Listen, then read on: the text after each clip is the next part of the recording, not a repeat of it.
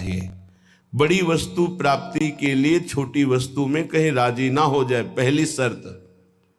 जैसे किसी को 1 अरब रुपया चाहिए, 100 रुपया दिया जाए तो कैसा लगेगा? उसे बुरा लगेगा। क्या होगा इससे? हमारी तो बहुत बड़ी संख्या है, मांग हमारी बहुत बड़ी है। ऐसे ही भगवत प्रेम प्राप्ति के मार्ग के उपासक को ब्रह्म पद, देवराजेंद्र का पद और सम्राट पद, योग की सिद्धियां और मोक्ष पद, ये भी बहुत ऐसे लगता है 100 रुपये के समान। 1 अरब की प्राप्ति वाले को जैसे 100 रुपया, ऐसे ही प्रेम प्राप्ति वाले को ये सब लगता है। इसलिए कह रहे मुझे ये नहीं चाहिए। दीयमानम न गृह्णन्ति, देने पर भी वो नहीं लेते। बिना मत सेवनम जना, बिना मेरी सेवा के वो ये परम पद भी नहीं चाहते, मोक्ष भी नहीं चाहते। इसलिए पहले तो उपासक को ये समझना है कि हमें चाहिए क्या। भोग मिला, भोग भोग लिए, जैसी वृत्ति हुई वैसे ही चल दिए, जैसा मन आया वैसे ही क्रीड़ा कर रहे हैं। तुम्हारा लक्ष्य क्या है? प्रेम। इतना महंगा है प्रेम, प्राण दिए यह प्रेम न पइए, ऐसो महंगो आय सखीरी। तुम इतने सस्ते बिक जाते हो। रसेंद्री के भोग, जनेन्द्री के भोगों में अपना लक्ष्य भूल जाते हो। तुम प्रेम प्राप्ति कैसे कर पाओगे? जो भूमा सुख का अधिकारी बनना चाहता हो, अल्प सुख का त्यागी होता है।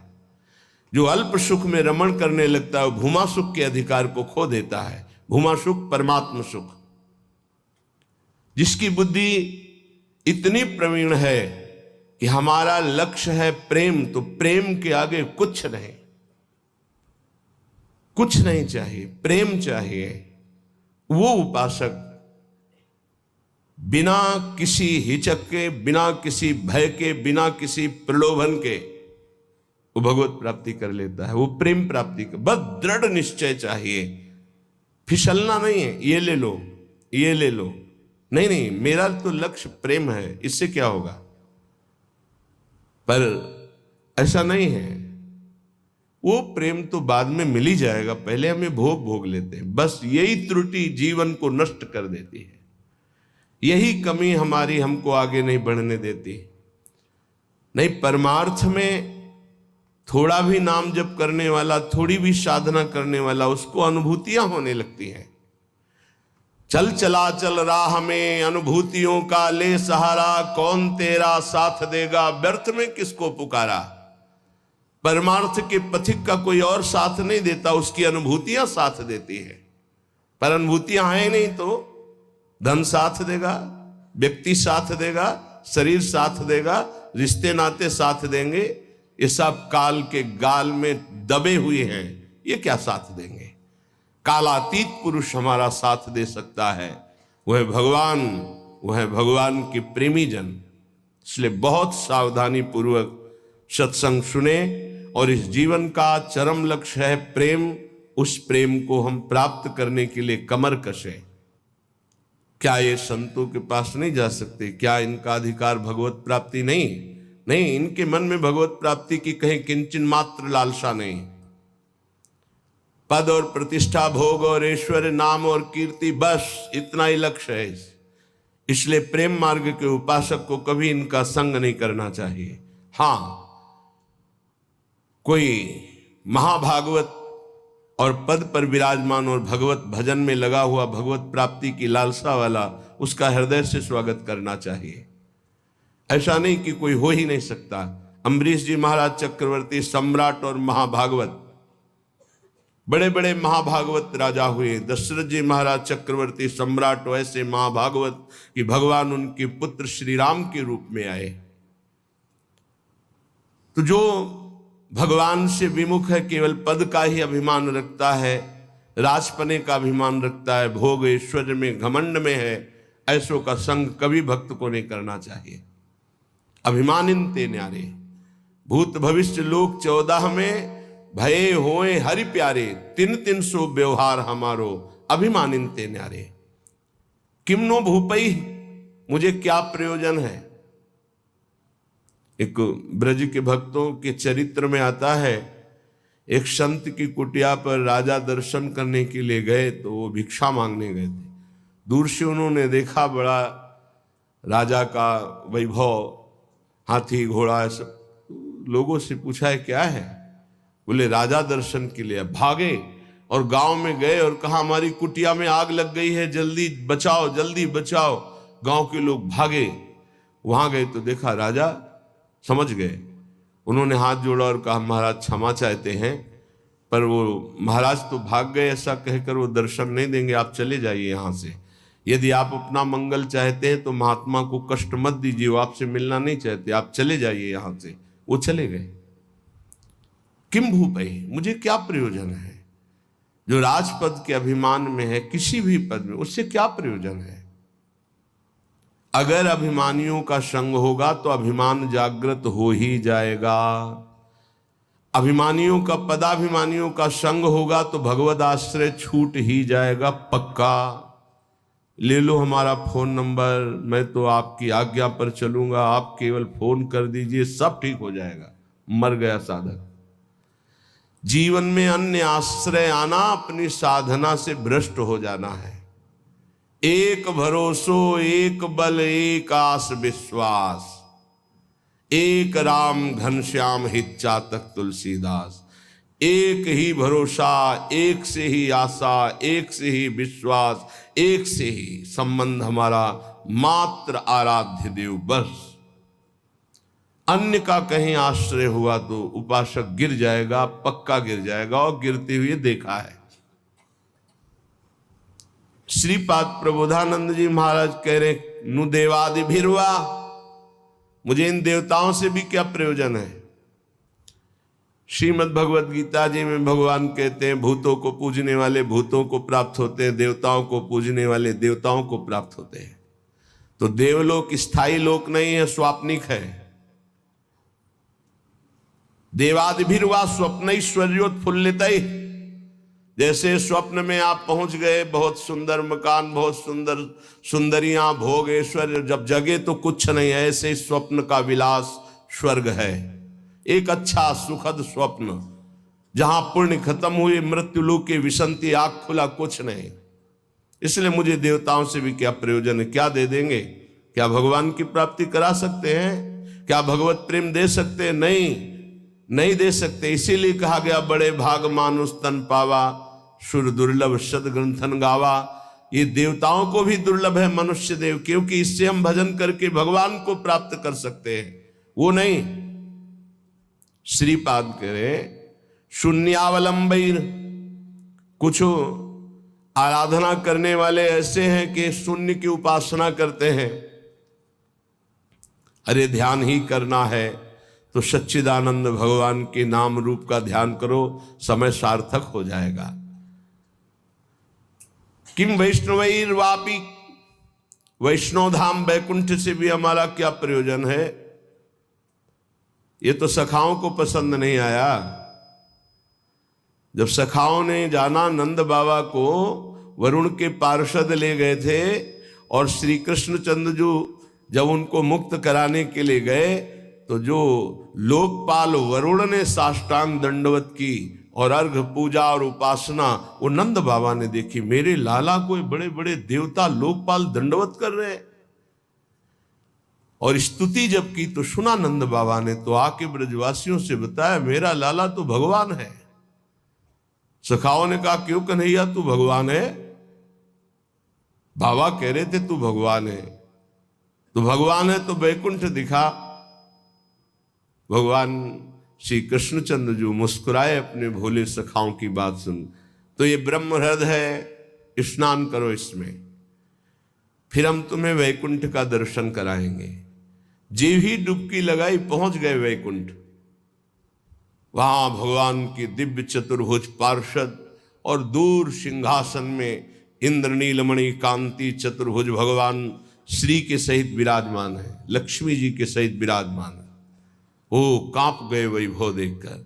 पार्षदों ने रोक दिया। अरे बोले मुझे ऐसे के पास जाना ही नहीं, मेरा कन्हैया तो सिर्फ मेरा है। और एकदम व्याकुल हुए, कहा नहीं चाहिए मुझे वैकुंठ। और डुबकी से बाहर हुए, देखा मेरा कन्हैया मुस्कुरा रहा है। बोले प्रभु चरणों में गिर गए, कहा कभी वैकुंठ मत भेजना, मुझे ऐसे वैकुंठ में नहीं जाना जहां आपसे इतनी दूरी हो, जहां ऐसा वैभव नहीं। मेरा कन्हैया जिसके साथ हम खेलते हैं, तो ये तो सखा भाव की बात है, फिर ऊपर के भाव में कौन स्वीकार करेगा ऐसे वैभव को। वैकुंठ के भी वैभव को नहीं स्वीकार करना, ना श्रीमत, ना किसी वैभव ऐश्वर्य सिद्धियों को स्वीकार करना। तब वृंदा कानन एकांत भाजाम, तब वृंदावन के एकांतिक प्रेम की प्राप्ति होती है। एकांतिक, प्रिया प्रीतम, श्यामा श्याम। तो अभी आप कहते हो मुझे मोक्ष नहीं चाहिए, वैकुंठ नहीं, 500 रुपया में प्रभु को भूल जाते हो, वैकुंठ की बात करते हो। मोक्ष जानते हो किसे कहते हैं? अभी जाना ही नहीं मोक्ष किसे कहते हैं। जरा से लौकिक सुख में तो घुटने टेक देते हो, मोक्ष सुख के त्यागी कैसे हो गए? ये जो त्याग की बात है, ये उन भजनानंदियों की जिनकी स्थिति में आ चुके हैं। वो चाहे तो वैकुंठ मिल जाए, चाहे तो योग की सिद्धियां मिल जाए, चाहे तो मोक्ष मिल जाए, वो उनका त्याग किए हुए हैं। पहले मर्त सुखों का तो त्याग कर दो, मृत्यु लोक के सुखों का तो त्याग करो अंदर से, तब ऊपर के सुख अपने आप तुमको दिखाई देने लगेंगे। श्रीपाद कह रहे हैं शम सर्वेशाम अप्रयासेन दात्री द्वित्रैकांति प्रेम पात्रैक पात्री आनंदात्मा शेष सत्वा निधात्री श्री वृंदाटव्यस्तु मेन्धस्य धात्री। आयास प्रयास से जो सुख मिलता है वो अल्प होता है। जो आप प्रयास करते हो उसे कर्म कहते हैं। कोई भी कर्म प्रारंभ और अंत वाला होता है, तो किसी भी कर्म का फल अनंत नहीं हो सकता। वो प्रारंभ और अंत वाला ही सुख देगा। अनंत सुख की प्राप्ति कर्मों से नहीं होती, कर्मों के त्याग से होती है। जो अपने साधन का भरोसा नहीं रखता है, इष्ट का भरोसा रखता है और खूब साधन करता है, ये दो बातें समझ में नहीं आएंगी। जब हम अहम से साधना करते हैं तो साधना का सुख भोगते हैं। आज हमने परिक्रमा की, आज हमने ये किया, आज हमने ये किया, वो अहम हर्षित होता है, हर्षित होता है। ये भगवत प्राप्ति नहीं करा पाएगा, क्योंकि जब तक अहंकार है तब तक भगवत प्राप्ति नहीं होती। इसीलिए सर्वेषु साधन वरेश चिरम निराशा। साधन हो रहा है पर मुझे कृपा का भरोसा है लाडली की। ये प्रायः साधक ना समझ पाने के कारण कहते हैं जब कृपा से हो जाएगा तो साधन करने की जरूरत क्या है, तो असाधन करोगे। तो कृपा प्राप्ति के लिए मन कर्म वचन छाण चतुराई, भजत कृपा करिए रघुराई। मन कर्म वचन त्रिशुद्ध सकल मत हम श्री हित हरिवंश उपासी। वृंदावन में विराजमान सहचर्यों के मध्य में प्रिया प्रीतम की रात दिन सेवा भजन उपासना परिक्रमा ये सब कर रहे हैं, पर हमें भरोसा लाडली का है, अपने साधन का नहीं है।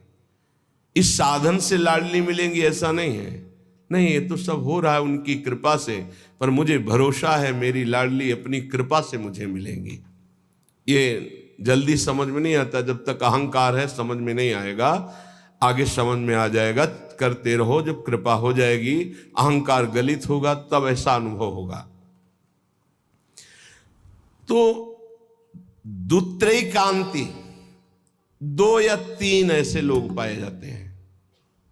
भाव समझना, कह रहे पूरे विश्व में ये बहुतायत अंगुलियों से नहीं गिने जाते प्रेमी जन, जिनको न राजाओं से मतलब है न देवताओं से मतलब है। वो स्वाप्निक सुख, जो स्वर्गलोक आदि के सुख हैं उनसे मतलब नहीं है, जो मोक्ष से भी मतलब नहीं रखते, जो वैष्णव धाम वैकुंठ से भी मतलब नहीं रखते, वृंदावन की एकांतिक कुंज में बैठे हुए श्यामा श्याम का जस गा रहे हैं, श्यामा श्याम के लिए रुदन कर रहे हैं, जिनका आयास प्रयास से प्राप्त होने वाले सुख की कोई आकांक्षा नहीं है, ऐसे दुत्रैकांति, 2 या 3, सरल भाषा में समझिए। जो कहो हरिवंश रस बिरलो समझन हार, एक दोई जो खोजिए पाई सब संसार। संपूर्ण संसार में एक दो है। एक बार भगवान वल्लभाचार्य जी से उनके एक प्रिय धनी शिष्य ने कहा, आज हमारी इच्छा है कि 100 विद्वान ब्राह्मणों को भोजन कराएं। बोले बहुत सुंदर, यदि एक 12 तिलकधारी कंठीधारी आचार्य परंपरा से युक्त वैष्णव को पवा दो तो 100 ब्राह्मणों को पवाने का फल प्राप्त हो जाएगा। ओहो, ऐसा वैष्णव की तो प्रभु हम 100 वैष्णव पवाएंगे।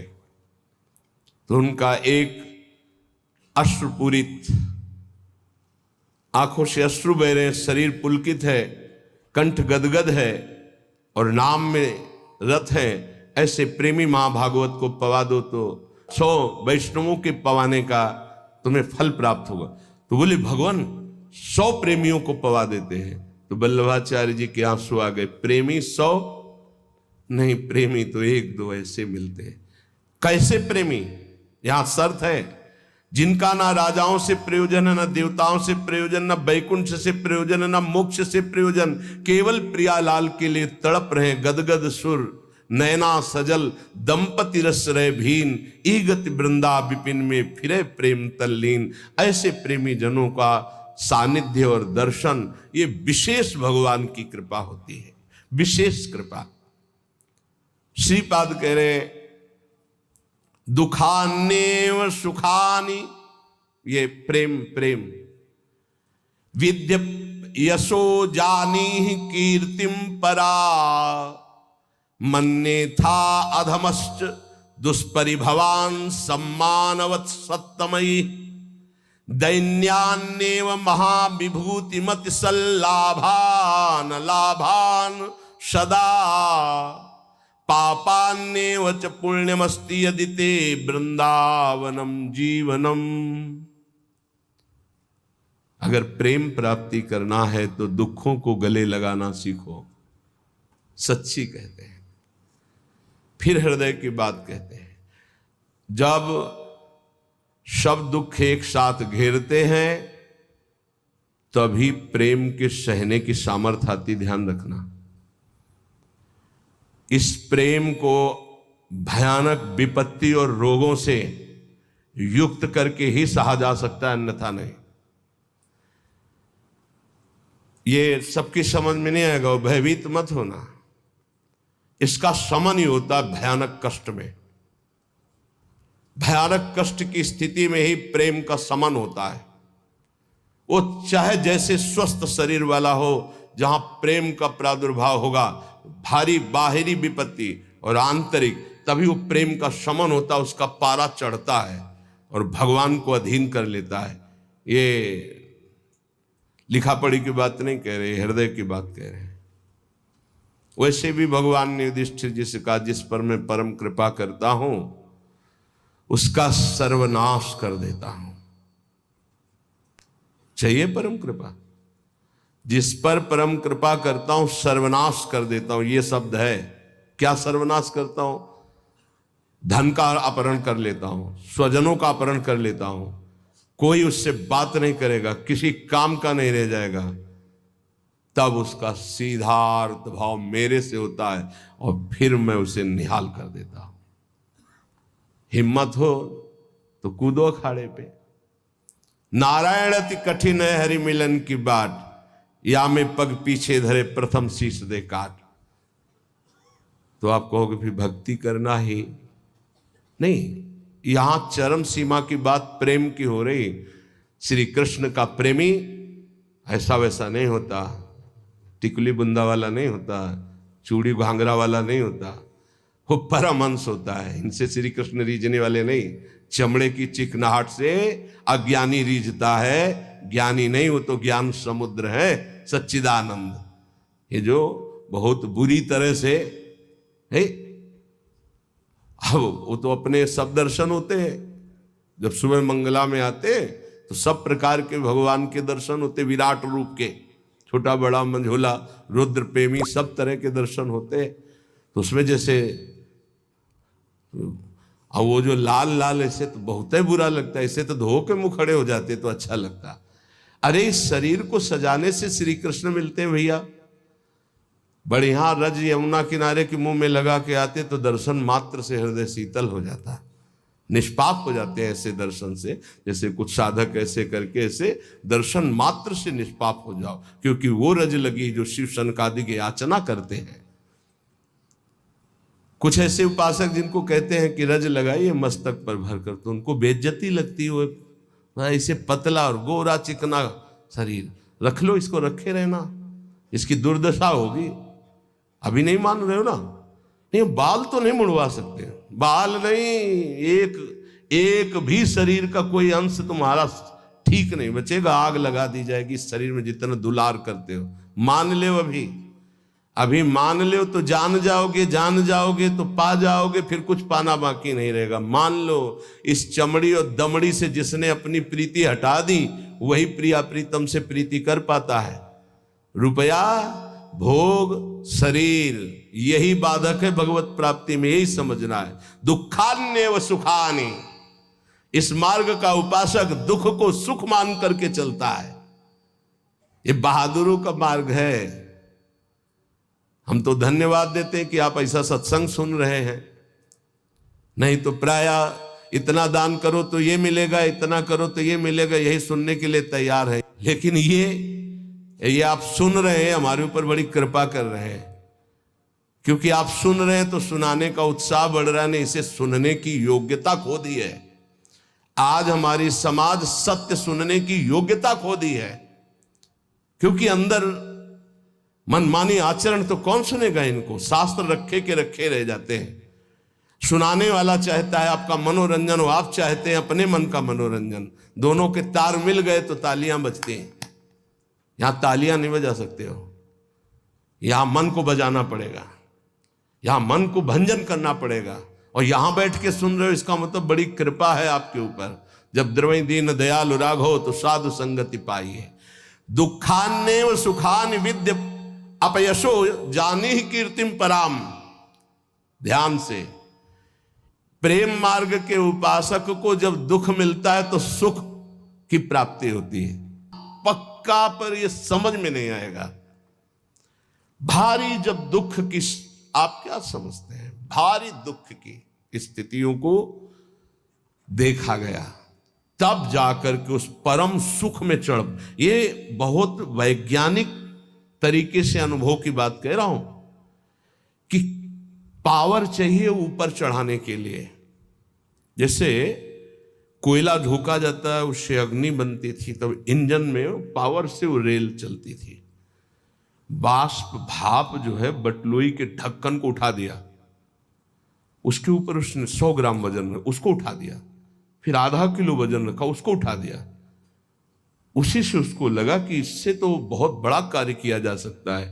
तो ये कक्षा 4-5 की कक्षा में पढ़ाया गया था कि वो इंजन का निर्माण किया, कोयले की इंजन, उसी से रेल बनी। उसका हमें नाम स्मरण नहीं है, जेम्स वाट, हाँ ऐसे कुछ नाम। तो ऐसे ही आप बिल्कुल बिल्कुल ऐसे ही समझिएगा। जब साधक के जीवन में दुख की भारी चारों तरफ, तो उसकी अध्यात्म शक्ति जागृत होती है। हर भरोसा टूट जाता है, एक भरोसा केवल श्री भगवान का, तो वो पावर से उसके मन की गति परमात्माकार हो जाती है। इसीलिए कुंती जी बहुत सोच समझ के कह रही, मुझे पग पग पर दुख चाहिए, क्योंकि दुख में तुम्हारे सानिध्य का अनुभव होता है। ये हम कृपा मनाते हैं, भगवान की कृपा मनाते हैं कि इसने वो बाजी जितवा दी जो कभी साधना में नहीं जीत सकते थे, कभी नहीं, कभी नहीं। ये खुद निज अनुभव ये कहूं खगेशा, वो भगवान ने जिता दी। इसीलिए बड़े बड़े महापुरुषों के चरित्रों को पढ़ के देखो, प्रतिकूलता का जाल बिछ जाता है उनके जीवन में। भगवान ऐसा क्यों करते हैं? अध्यात्म की जितनी ऊंचाई पर चढ़ा हुआ महापुरुष है, उतनी भारी कसौटी कसी गई। संपूर्ण आश्रय भरोसे सबका नाश होकर एक भरोसा केवल प्रभु, वहीं जो दिव्यता होती वो वहीं होती। ये पढ़ने से लिखने से साधन, यह गुण साधन ते नहीं हुई, तुम्हारी कृपा पाव कोई कोई। यदि तुम्हारे जीवन में विपत्ति दुख और संकट घिर जाए तो भगवान को कोसना नहीं, इसलिए हम बता रहे हैं ये वो स्थिति प्रदान करने के लिए है जो तुम कभी किसी साधना से नहीं प्राप्त कर सकते।